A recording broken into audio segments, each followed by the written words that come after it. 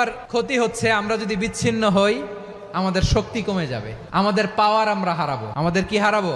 পাওয়ার। মনে রাখবেন, যখন আমি একা থাকি তখন আমি ব্যক্তি, যখন আমরা সবাই মিলি তখন আমরা শক্তি। এই শক্তি নিয়ে আমাদের সামনে এগিয়ে যাওয়ার দরকার আছে না নাই? তাহলে আমরা যদি নিজেরা বিরোধে লিপ্ত হই আমাদের ক্ষমতা, পাওয়ার ছুটে যাবে। আমরা এই পাওয়ার হারাতে চাই না, ঠিক কিনা বলেন? রব্বুল আলামিন ঠিক তাই বললেন। রব্বুল আলামিন বললেন, খবরদার, ওয়াতিউল্লাহ ওয়া রাসূলাহু ওয়া লা তানাযাউ ফাতাফশালু ওয়া তাযহাবা রিহুকুম ওয়াসবিরু ইন্নাল্লাহা মা'আস সাবিরিন। আল্লাহর আনুগত্য করো, নবীর আনুগত্য করো, কিন্তু খবরদার নিজেরা বিরোধে লিপ্ত হয়ো না, নিজেরা মারামারি করো না, তাহলে তোমাদের শক্তি কমায় দিবে কে?